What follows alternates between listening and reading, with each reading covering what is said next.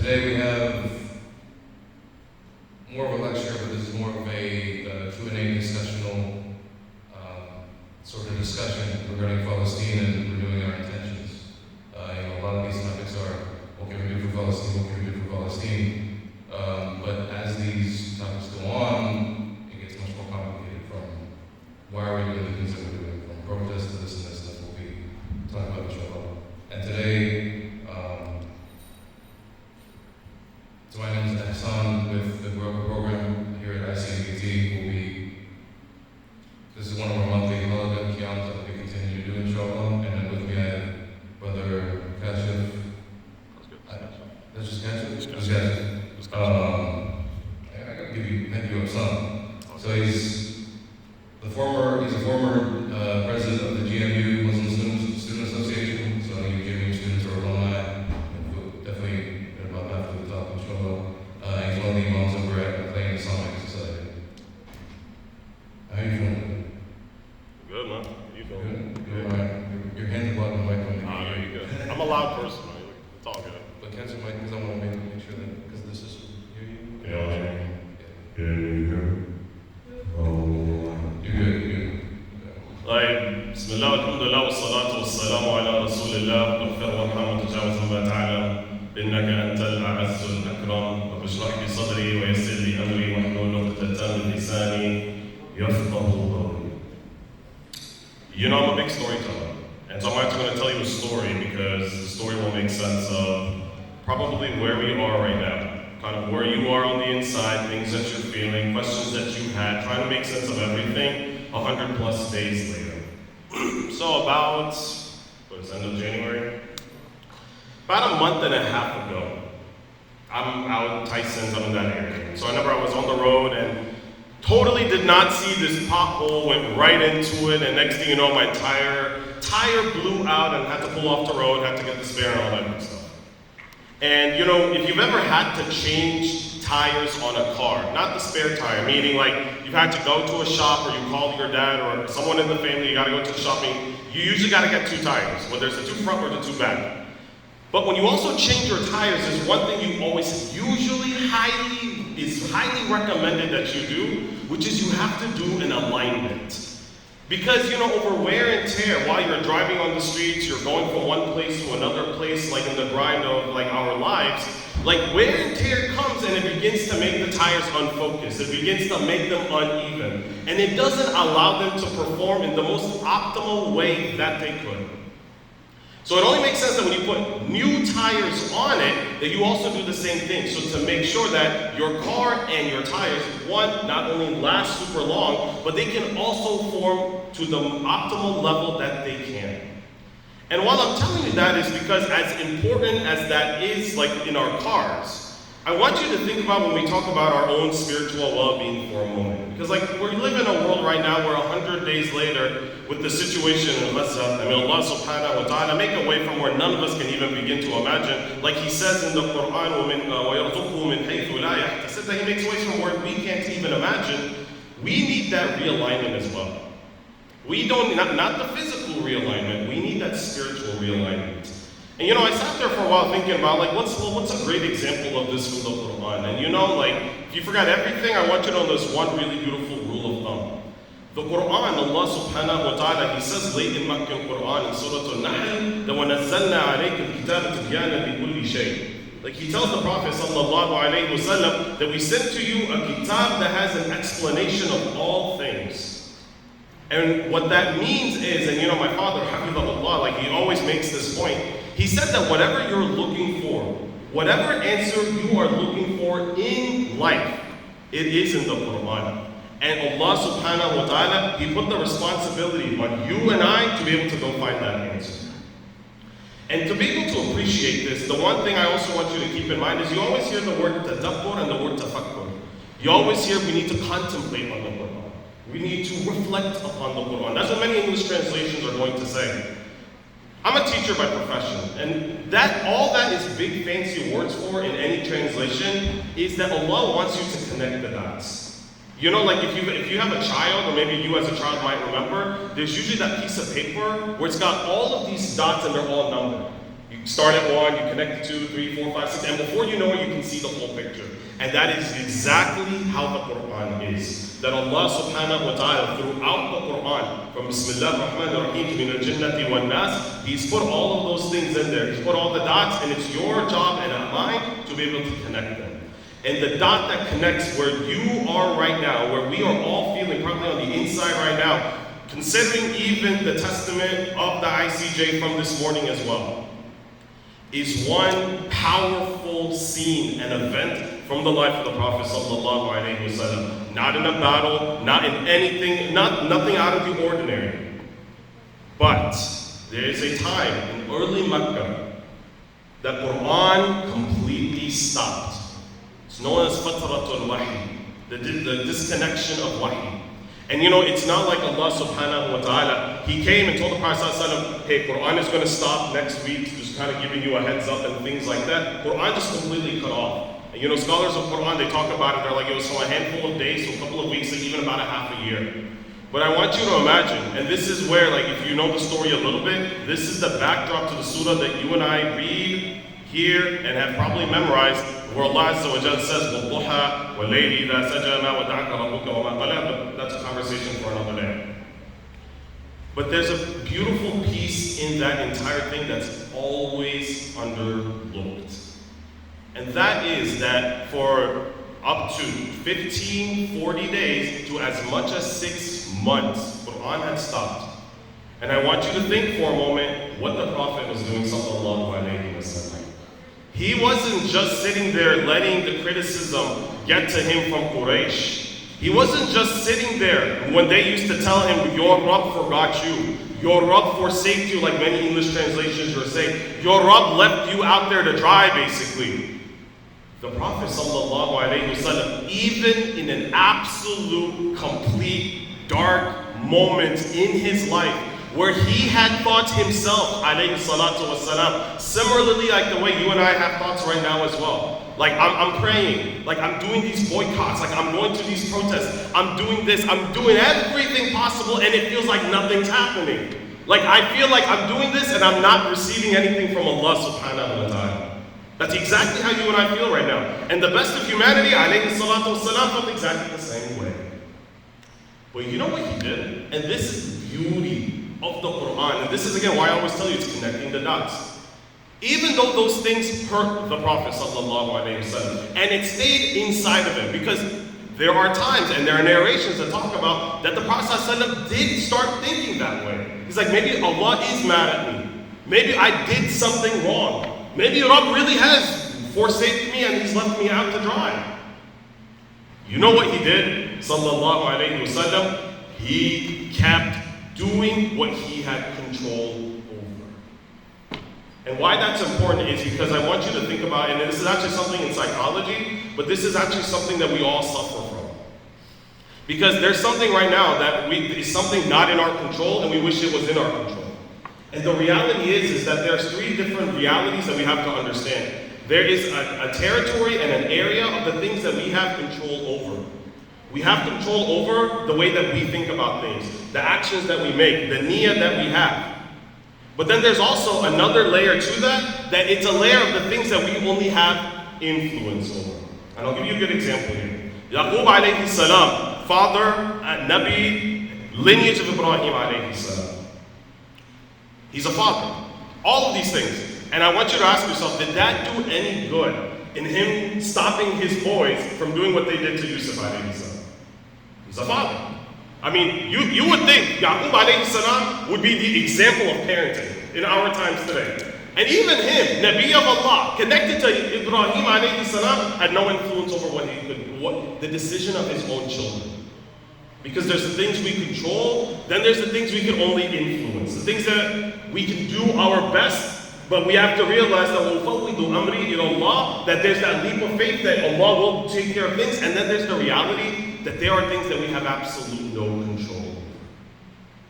And all that we can do is that we can continue to do what our part is. And what our part is that we have to ask ourselves as well, that, yes, boycotts are happening, yes, protests are happening. In the middle of all of that, sometimes we can become disaligned.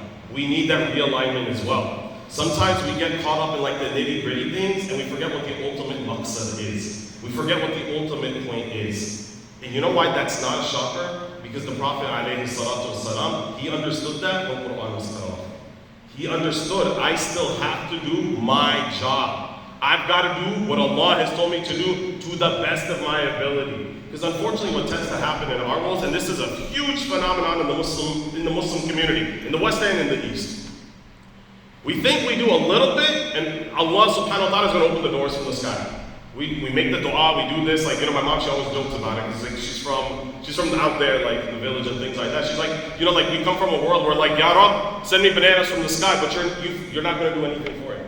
You're expecting Allah subhanahu wa ta'ala will do everything, and part of the reason is because our own intentions are half-baked. Our own intentions, we kind of are very good at covering the intention that we say, and then the intention that exists in the back of our minds that we basically try to talk ourselves out of. And that's what the ultimate reality is. And if you forgot everything that I said, when we talk about where we are now 100 days later, the way that we realign what we're doing is using this formula. That Allah, Ya Rab, I am doing blank, whatever that haga is, whatever that deed is that you're doing, for your sake, to please you and to seek the ajr from you. I'll say it again. The Rabb, I'm doing X, whatever it is, you fill in the blank, whatever that deed is, for your sake, to please you and to seek the ajr from you. Because you know why? The moment you do that, when you're doing something for the sake of Palestine, whatever it might be, whatever you're doing to the best of your own ability, you're taking your niyyah and you're acknowledging it, and it's going to make you more focused. You're not going to get caught up in the weeds.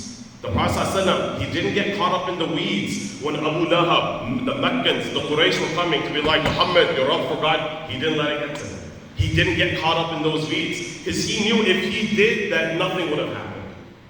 But for you and I, we have to keep our eyes on the prize, like they say in English. And that's what I want you to walk away with. That sentence frame. And you know, use this for Palestine first. Use this as a way to kind of realign yourself with what's happening, but use this for anything that you do. Any niyyah, any act, ibadah, whatever it might be. You're about to give money to the guy or the person that's homeless at the intersection of the road. Do that niyyah. Because you know what happens? The more you're aware of your niyyah, the more you're going to hold yourself accountable. And when you hold yourself accountable, Allah will open the doors within you. And when you open the doors within you, then you'll see the change in yourself. And then you'll see the du'as, the effects of what you are doing manifested in everything around you. But all of that is embodied in that one example from the life of the Prophet sallallahu alaihi wasallam. All of that. And the Prophet sallallahu, and you can imagine, you know, this man had the weight of the world and the weight of humanity and the universe on his shoulders too. We have similar things. We've got our families, we've got our children, we've got our community. We have other things as well that we also are carrying as well. But if we're not focused, they're not focused. And if none of us are focused, then we're not getting anywhere where we need to be. And that's why this is such an important thing, because as time goes on, we do get disaligned a little bit, and we need that little bit of spiritual alignment to be able to get back to stay the course, and to continue to make dua for the sake of Palestine, and to ask Allah subhanahu wa ta'ala to empower us to do the best that we can in whatever situation, with whatever our capabilities are, and to make ways from working where we can't even begin to imagine. Say ameen to that. And so with that, the hope was tonight, inshallah, to keep a short halaqa and khatara, just to kind of get you to kind of formulate your thoughts and stuff that's floating around in your mind, but then also spend a little bit of time just kind of hearing from you all. Because, you know, I can tell you just from a while doing this, you know, for a while, that sometimes we go to halaqat and things like that, and there's things in our minds that we feel like we want to answer. And sometimes we don't want to be the one to raise our hand and ask, because no student in the classroom wants to ever raise their hand and ask. So Brother Hassan is going to tell you exactly how you can ask those questions or whatever's still floating around in your mind. So around the Musalla, we have a couple pages, I know in the sister section, so volunteers up there, and down here helping. There's a QR code you can scan for a link to anonymously post questions, which we'll be looking at inshallah. And we already have a few questions submitted prior to this event. But those of you that want to ask a question without,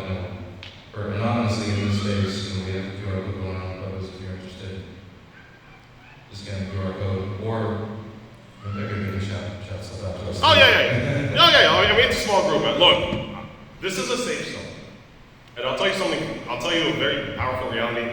My father's a very big mentor to me in my life. He's not the most educated, he's worked hard, he's worked 3 jobs for the last 30 years. But like, he's the one that like, he takes advice, and he realizes things and he connects the dots as well. And he said the reality is like that the only way to make change is to take that first step. Especially when it comes to matters of deen. Sometimes we don't want to do it just because we're afraid of what's going to happen and things like that. But you take that step for the sake of Allah subhanahu wa ta'ala, and He'll make it worth your while. You make it good with Allah, God will make it good with you. Alright, good questions. So,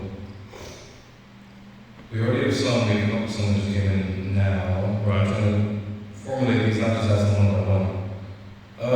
You want from like oldest to recent, we just start from the oldest. You want to start from the oldest? Yeah, let's start from the oldest and just work our way up. So, how can we determine if our efforts are sufficient? And what steps can we take if we feel incapable of doing more without compromising our well-being? That's a great question. And I'm sure we've all thought that at some point in our lives. And what the reality is, and subhanAllah, like every time I remember this. The second one falls off. What is the most important thing that the youth can do now? So yeah, perfect. Every time I think about this, like it's still kind of like it sends that goosebump down my back as well. You can pray until your entire head is white. Like there isn't a single strand of black hair anymore. It's all completely white. And you will never know if Allah subhanahu wa ta'ala accepted even 2 rak'ahs from you. I want you to think about that for a moment. Because we live thinking, we prayed Isha a little while ago, it's in the books, direct deposited. And the reality is that's not a guarantee. But this is what we do know. The question about that, how do I know if what I'm doing is enough? The beauty of the Quran, and you can quote me on this, the Quran nowhere, cover to cover, ever says for you to be perfect. Perfection is not a concept that exists in the Quran. But what's the concept that does exist? Is the efforts towards perfection. And that's what the bigger question is. Because the ultimate reality of this entire question is that Allah subhanahu wa ta'ala, He gave every single one of us different capabilities. And only you yourself and you will know if you are doing what you can to the best of your abilities. Shu'aib alayhi salam, when he's talking to his people, he tells them to do whatever, to follow and to make islah mastata'at, to the best of your ability. But nobody can gauge that. Your children, your spouse, your family, nobody can gauge if you are doing things to the best of your ability except you. Because this is why the Quran says in a very famous surah, in Surah Al-Qiyamah, أَفَلِلْ إِنسَانُ عَلَى نَفْسِهِ بَصِيرًا. Every human being knows where they are. Every human being knows where they stand with Allah. And every human being knows, are they able to do what they're able to do to the best of their ability. And I'll give you practical examples of this. Like, we live in a world, I'll give you both examples, from the student perspective and as like an adult. As an adult, you might be able to have the flexibility of like your jobs and things like that. Maybe you have the ability to work from home. And you might have the ability, hey, I have a late meeting, I can pray Fajr and go to sleep, whatever it might be. But you also have the ability, and you might have the health to be able to get up 15 minutes before Fajr and just pray 2 rak'ahs. Or you have the ability to stay up 15 minutes after Isha and take 2 rak'ahs for Qiyam as well. You have the ability. Unless you physically aren't able to, or there is some circumstance where it's not possible, understand it. But also the reality is that we all have the ability to do more than what we're doing right now. And unfortunately, what Shaitan will come and do is he'll come and tell you, Habibi, you prayed Fajr yesterday, it's good to that. You gave that dollar yesterday to the person at the street, you can tell you. But that's where we take the mundane. We take the mundane of the day-to-day life and we make it extraordinary by connecting it with Allah subhanahu wa ta'ala. Realizing that at the end of the day, that whatever you do, Allah, and wallahi, I'm telling you, it's amazing how Quran talks about this, that whatever you do, that extra effort that you do, that Allah Himself is sa'yukum mashkura. Allah is appreciative of. So I want you to ask yourself, you've been disappointed by something that you've done for someone? Imagine they weren't appreciative, but you do a little bit extra. And this is what I want you to do. Once a week, try to get up 10 minutes before Fajr, or stay 15 minutes after Isha, and just pray 2 rakahs. Start small.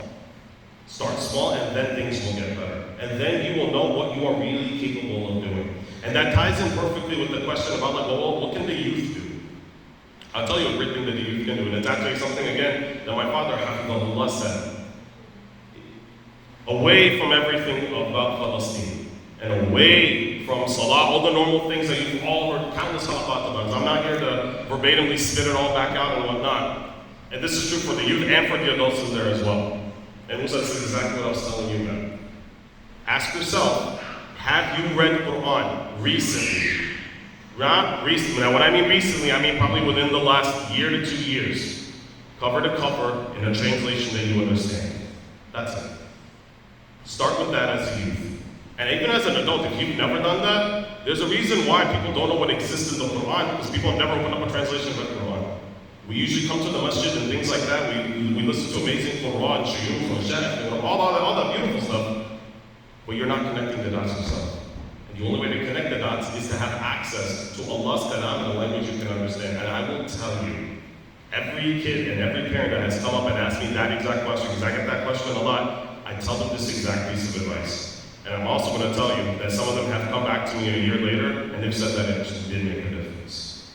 Because you don't realize, Quran does talk about marital issues. The Quran talks about how can you empower yourself as a youth. The Quran talks about divorce. The Quran talks about what it means to be a contributing member of society. The Quran talks about all that stuff. But that's if you understood the Quran talked about it. And you only know if you understood, while you understood the Arabic, or use the translation to be able to access Allah's kalam.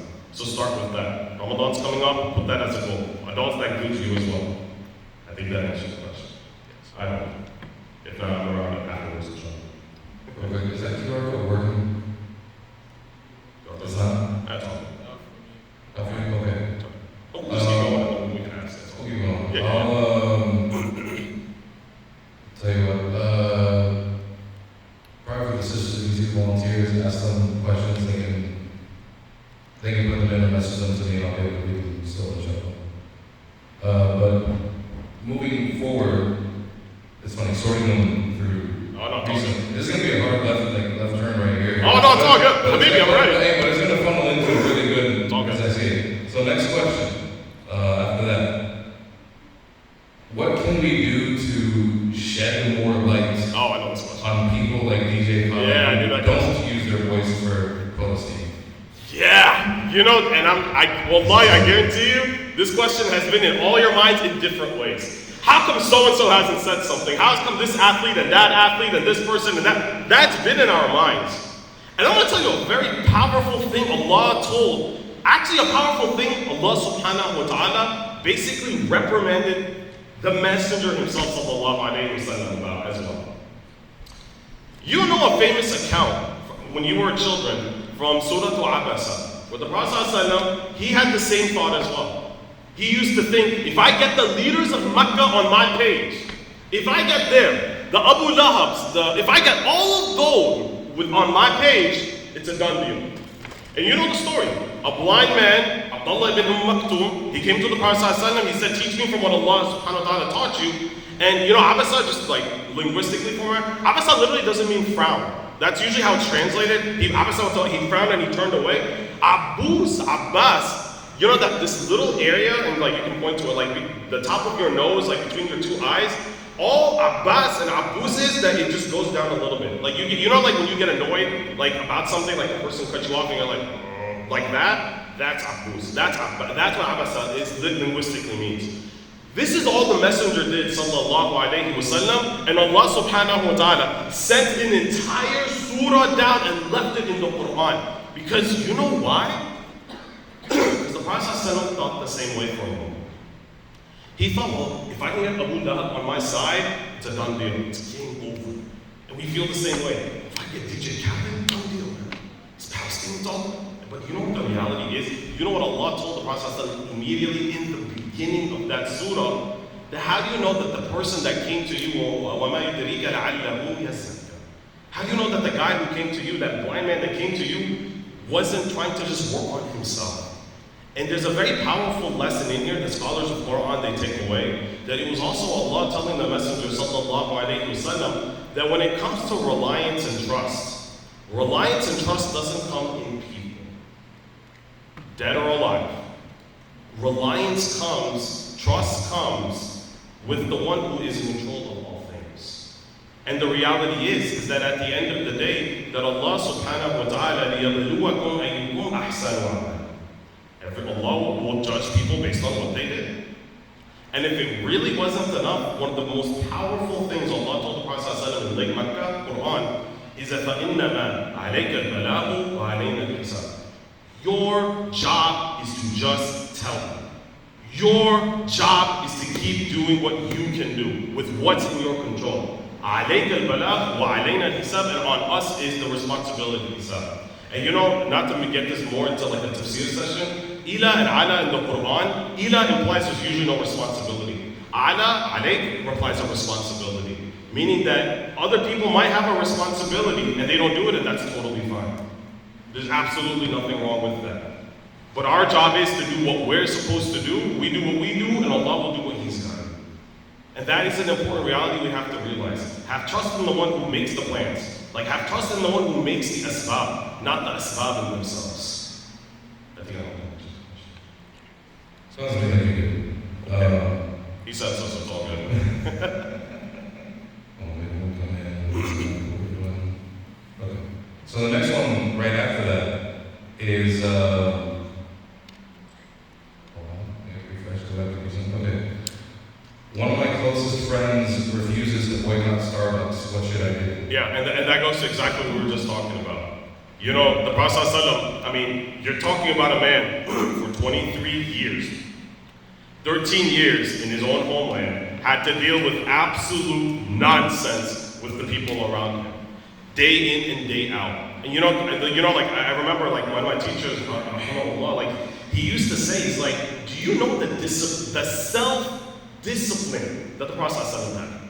To be able to go to like a guy like Abu Lahab, tell him about Islam and things like that, be butchered and harassed in the main streets, in the streets of Mecca, and get up and do it again the next day. You and I, let me tell you what happens. You and I, we give nasiha to somebody, brother to brother, sister to sister, whatever it might be, they don't take it. I did my job. Like, that's what we do.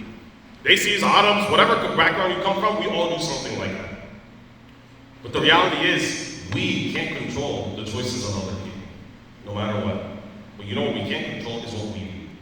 And I want you to imagine, and you know, like my wife and I, we were recently talking about this, and she was saying like it's still mind-blowing to her that one of the last things that the Prophet ﷺ said in Hajj al-Wada, in his act, the one and only Hajj in his life, he asked all people, imagine, that did I do my job and give you the message? Think about that. 23 years this man has been doing everything, and he would be the last person to ask the question, did I do my job? And he stood in front of Allah and said, Allahumma balagh, Allahumma fashhad. He says, Rabb, I did my job, Rabb, you accept it. You know I did my job. And you know what the reality also is? Allah's going to ask you as well. Allah's going to ask you that, did you do your job? Yes or no? Or did you do your job and then get caught up in the weeds? Because at the end of the day, I can guarantee you, we all have 3 people we can probably think of right now at the top of our minds by name. We wish that they would do something that we told them to do. I have kids, and if you're a parent, you know this very well. You tell your child to go clean their room or whatnot, it ain't gonna happen the first time. You ask them the 2nd, 3rd, 4th, 5th time, they might move a little bit. But you gotta keep doing your job. Because you don't wanna have any excuse in front of Allah subhanahu wa ta'ala. So for that question, you do you. You do your part, you keep doing your part to the best of your ability, and at the end of the day, like the Quran said, alayka al-balagh, your job is to tell, alayna al-hisab, and Allah is the one that will judge. So I'm going to take another, and we are running short of time, but we'll get back to these inshallah. So I'm going to take this question that just came in and kind of move it up ahead. Yeah. It kind of relates to, one gives reasons to why some people might not be doing certain things when it comes to self-esteem, right? Yeah. Depending on what conflicts they may have been dealing with themselves, or they look at this and think, okay, my people have been suffering for X amount of years. Right.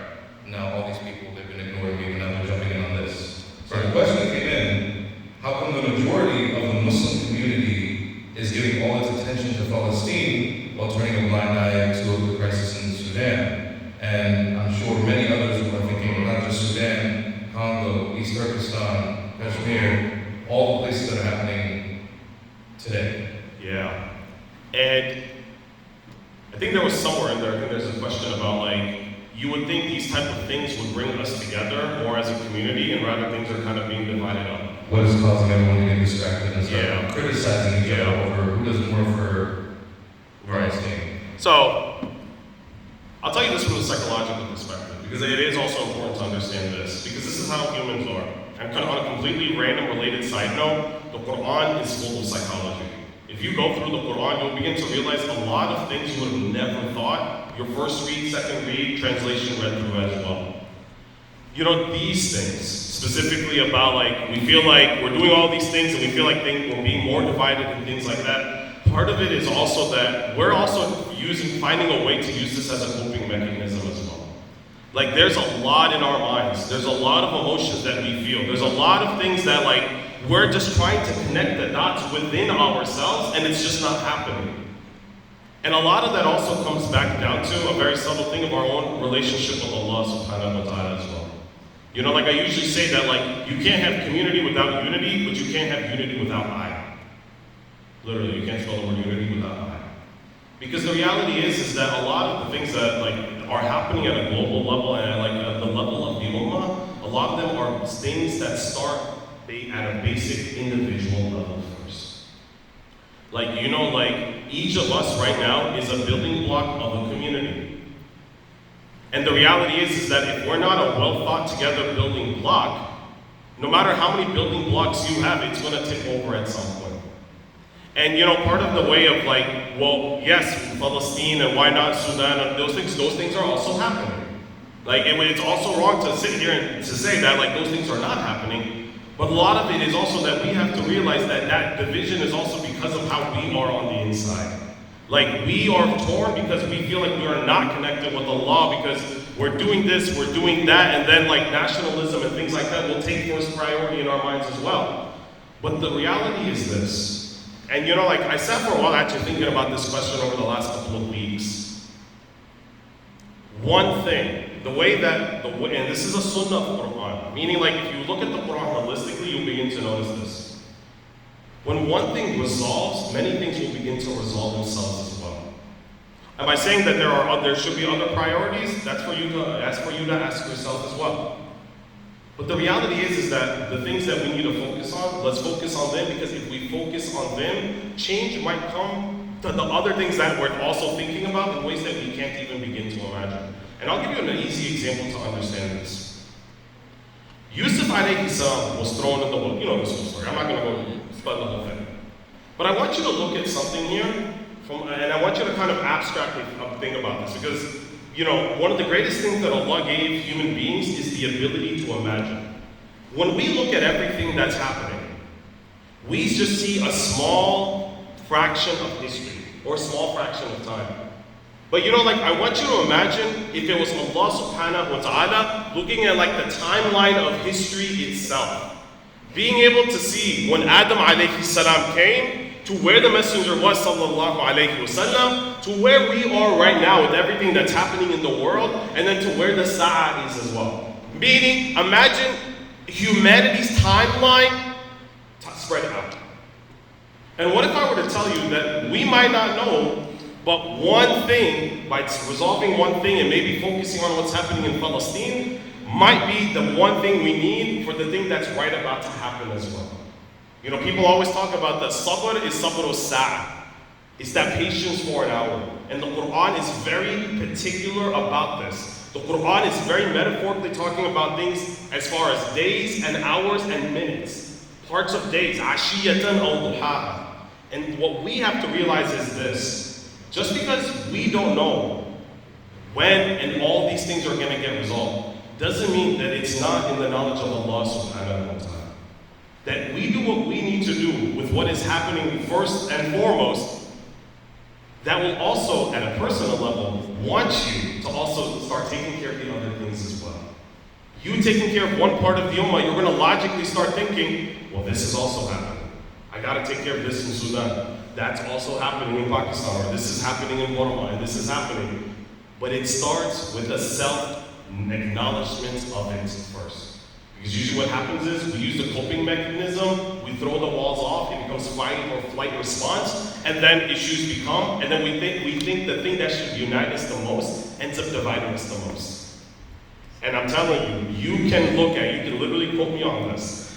Find any surah, story you absolutely love from Quran, and this is one of the underlying themes in it. That there was a focus on one thing, and as soon as that was taken care of, another thing was focused on, and another thing was focused on, and then everything was resolved. We don't know that. But Allah wants us to do one thing to get to the next thing so that we can make the changes we need, so that the changes can happen at a level of the ummah as well. And that's a hard question. I'm telling you, because there's a lot of psychology that has to go into that, and then there's a lot of unpacking and unwiring and unlearning within our minds we have to take care of.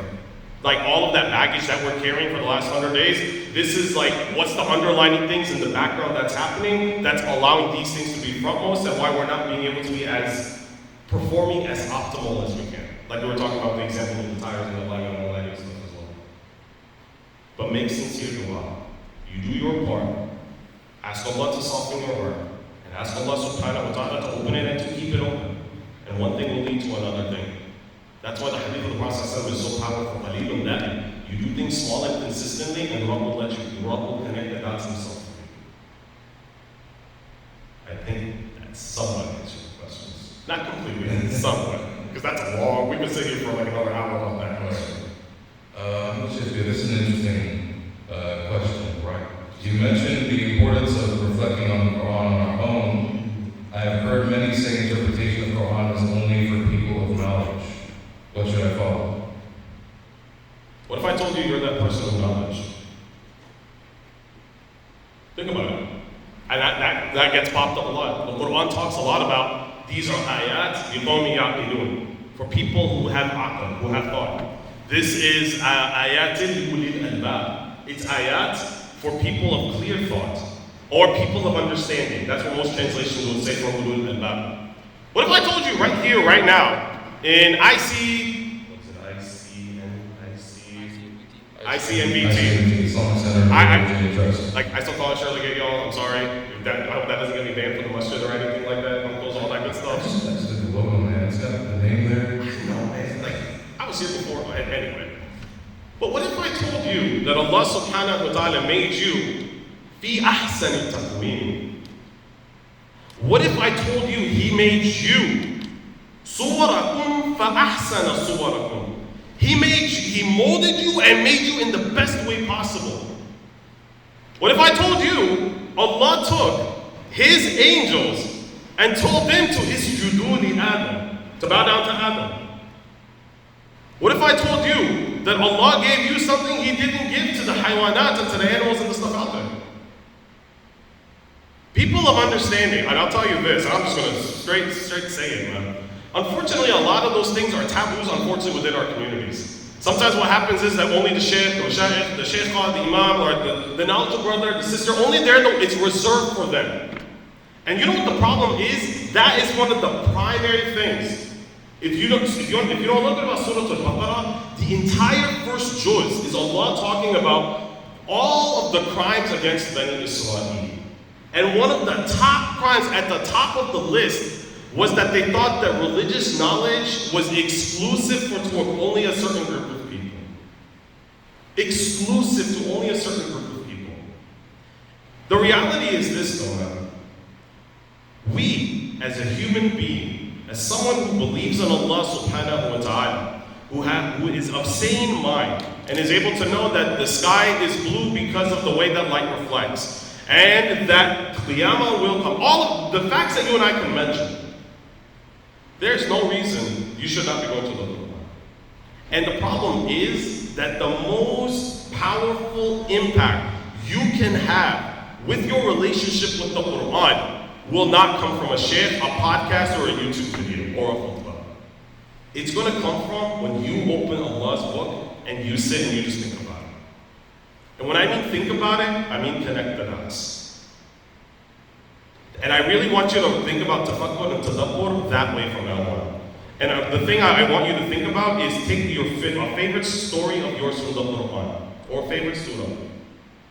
And I just want you to ask yourself this simple question. What do you know about that surah? Just that. What do you know about Inna A'tainaka al-Kawthar? Like, what do you know about Walas? What do you know about, I teach a week that Halaqa for youth, and we were actually talking about the backdrop of Surah Al-Duha, of when we were talking about Fathatul Wahi, when we started this evening, and half of them sat there and were blown away. Because, my brother-in-law is Egyptian, so when we were in Egypt last summer, we were saying that, imagine, this is Egypt. This is Dunya, mother of the world. There is no lack of knowledge in Egypt or in the Muslim world. And I want you to look at the situation that the Muslim world is in general.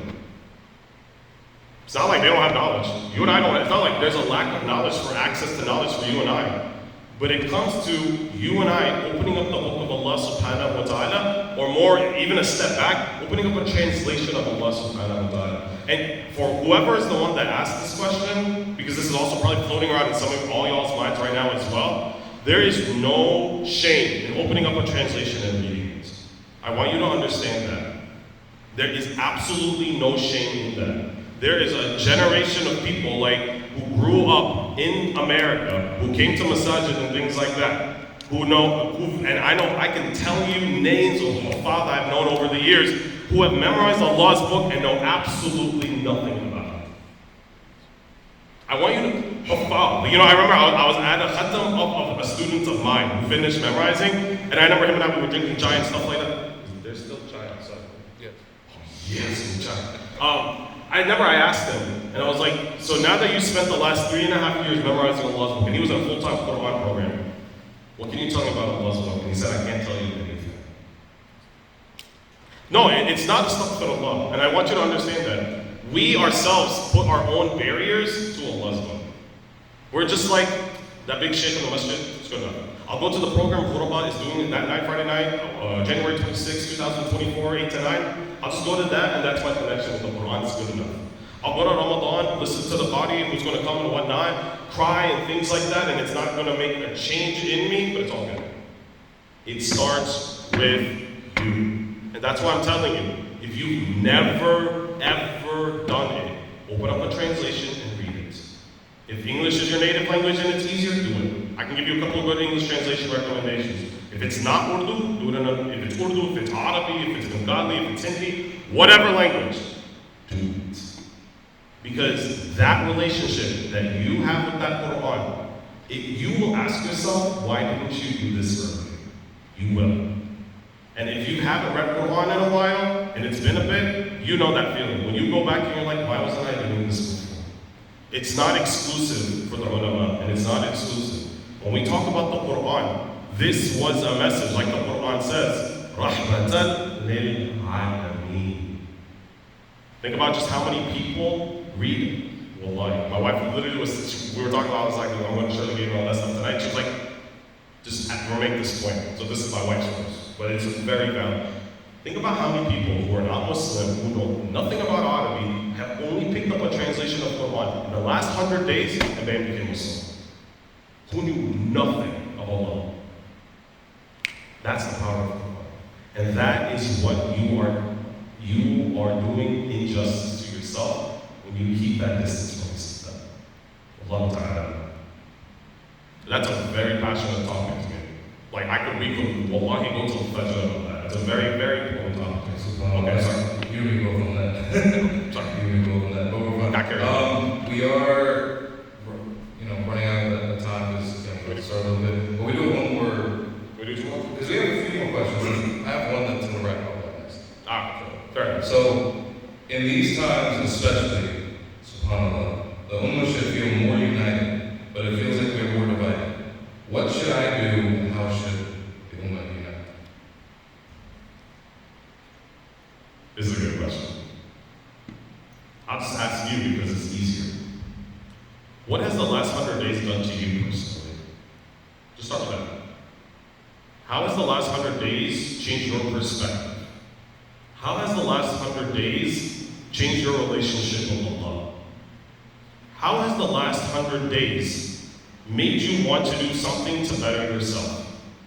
Because we are all doing what we can for Palestine with what we can, with whatever our capabilities are. That's not that is important in itself. And that's also the given here. But what's not the given is away from that, away from the public eye basically, what impact has this made on you at a personal, individual level? You know that thing I was telling you, you can't have community without unity, and you can't have unity without I? It goes back down to this exact point. And kind of to sidetrack and get back to us, I want you to think about this from the perspective of just, for a moment, from the life of the Prophet. Like you were talking about a time where the Prophet made, and this is actually historically recorded and proven, and to keep in the back of your mind, that the Prophet is still in the top 100 most influential people that have ever lived on the face of earth. I want you to think about that. A man who has no social media accounts, a man that there is no picture about, a man that all we know about him is the Quran on the shelf and what he had left behind in his Sunnah. There is nothing else we know about him. Except for the fact he's also buried in Medina under the green dome and all that. Besides all of those things. But you know how the Prophet in 23 years, and again, on that note as well, the Prophet was 40 when Quran started. If you up there, if you already in, if you pass the 30s and you get into the 40s and things like that, or you in the late 30s and those knees starting to go out and you can't get that jump shot anymore for those basketball players out there, you're kind of getting to a point in your life you want to coast a little bit. You feel like I paid off the house, I got the kids through college, I got the car, I did this money. That's where you are. The Prophet ﷺ was just starting the hardest job in the universe at that age. And had to do it until retirement, literally. You know how he did it though? And I'm not talking about Khazawaj, I'm not talking about the battles, I'm not talking about any of that stuff. You know how he did it? He did it by transforming the normal individual person. He transformed the people, the Abu Bakrs. He transformed the Umar ibn Khattab, the one whom people used to believe his donkey would become Muslim before Umar. And now he is Ashara Mubashirin of the top 10 guaranteed Jannah. That didn't just happen. That didn't just happen because Umar went and things no, you know how that happened? The Prophet sallallahu alaihi wasallam is one of his primary jobs that we always forget as a community was to make investments into people. Teach people the way to think. Teach people what they need to believe. Teach them that even if they're not sure about it, they can question it, and these are the things available to help to prove it in the first place. He was there to get people to get rid of bad habits and to get rid of the bad and in with the old. Out with the old and in with the new. He was in the business of taking that and molding individual people. Because when you mold individual people and you give them the ability and you give them the confidence that you have what it takes to open a book of Quran and to be able to read it, or you have what it takes that you don't speak Arabic and you want to be able to understand Allah's Quran, or you want to improve the situation of the community and put the carpets in the masjid and do this, or be able to make an impact at a global and an ummah scale, you have to start from building blocks. You absolutely have to. And on a very beautiful side note again, I promise. If you look at the earliest Makkah Quran, first 5 surahs, اقرأ باسم ربك الذي خلق, نون, والقلم وما يسطرون, يا أيها المزمل, يا أيها المدثر, and Surah Al-Fatiha. There's a khilaf about what second, third, fourth, I'm not going to get into it tonight. You know what you notice in those surahs are the absolute basic building blocks every human being needs. The building blocks of your iman, to be able to withstand whatever comes your way. That's why Surah Al-Muzammil begins with بِاللَّيْلَ إِلَّا قَلِيلًا نِصْفَهُ وَمِنْهُ قَلِيلًا. You know the next ayah, وَزِدْ عَلَيْهِ وَرَتِّلِ الْقُرْآنَ تَرْتِيلًا. Get up and pray a little bit at night. When you wear clothes, wear good clothes. Stand up and tell people. Have that. But that would have never happened if the Prophet ﷺ didn't make the investment in the city. Our problem is, we feel like the investment's already been made. That's our problem. And we feel like the investment's been made, and we know it, and so now we're not seeing the results of what we're doing or what we were hoping to see, and it's causing problems. And this is where then, like, this issue and that issue, and why this people and not that people, and why this person's not listening and that person's not listening. You know where all of that boils down to? That if you forgot everything that I said, it boils down to the individual lives. It boils down to where's your self-discipline and what has the last 100 days taught you? Because the first question that we ask ourselves is, well, what did the last 100 days teach you about that person? Or this person, or that person that's still going to Starbucks, or that person who's not doing this one. That's what we think. That's not what the Prophet ﷺ. And at the end, we all go back to Allah. We'll go back to Allah alone. And Allah will ask, what did you do? And that's what I want to leave you with. Because to become realigned, because this is also this is a hard test from Allah subhanahu wa ta'ala. But we also have to have trust in the one who also sent it. Because I tell you right now, every of the Anbiya that you know, they had similar moments. Every one of them. Yunus alayhi salam, in the depth of the veil, in the depth of the ocean, in the depth of night. The Prophet ﷺ, when he thought, why did Allah cut me off? Why did Quran cut off? Musa alayhi salam, and even the mother of Musa alayhi salam, salamun alayha, when she put him into the river, and he ended up at the house that was the source of all the problem. Just think about that. She put him in the basket, and it went to the house where all of the problems were existing in the first place. And that was the exact thing, imagine. Think about this. That was the exact thing. Had the mother of Musa alayhi salam not done that, then think about the narrative of Musa alayhi salam as you and I would. Like, because part of our trust in Allah is understanding we don't know everything. It's not in our control, and it's not even our sphere of influence. But I have control over what I can do. And what I have to do is I have to look myself in the mirror and ask myself, where do I stand with Allah now? How much have I changed in good? When I make dua, do I make dua like I mean it? And you know, like one of my mentors, and I'll absolutely leave you with this, he always used to say, if it's been a while since you cried, go cry. Just that. If it's been a while, like if you feel like when Palestine started and the tears were rolling down, and now it's like drier than like, you know, like California, like weather and things like that, there's a problem. Because the heart has to unharden, it has to soften, but that is an individual thing. And once the individual changes, the community changes. Once the eye is back in the unity will end up back in the community. And when the community ends up back being from seeds all the way down to white, then we'll see Allah subhanahu wa ta'ala make the changes that we're looking for. Because in Allah, Allah doesn't change anything until individuals change first. Wallahi, that ayah, I'm telling you, my dad always says it, that ayah, my personal opinion, should be in every masjid, everywhere in the world, as soon as you enter. Change happens individually. Because that individual change will bring communal change. May Allah subhanahu wa ta'ala open the doors of understanding for you and I. May Allah subhanahu wa ta'ala soften our hearts and allow His nur and His guidance to be able to enter. We ask Allah subhanahu wa ta'ala to make ways for the people of Gaza and which way, from where we can't even begin to imagine. We ask Allah subhanahu wa ta'ala to make us people who have more trust in Him and in His plan. And we ask Allah subhanahu wa ta'ala to empower you and I to give us the energy to be able to make good changes at a personal level.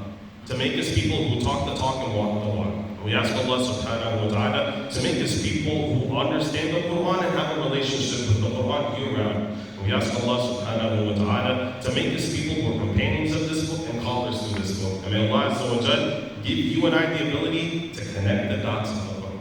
And may Allah azza wa jal grant us all the best of dunya and the best of akhirah, protect us all from the fire, and to build for us a home here in Jannah. آمين آمين وآخر دعوانا الحمد لله رب العالمين. Mubarak, Sayyidina Muhammad, alihi wa sahbihi ajma'in. Shout out to Ghuraba for putting this together. Allah Azza wa Jalla bless you all. Allah Azza wa Jalla put khair and barakah in everything that you do.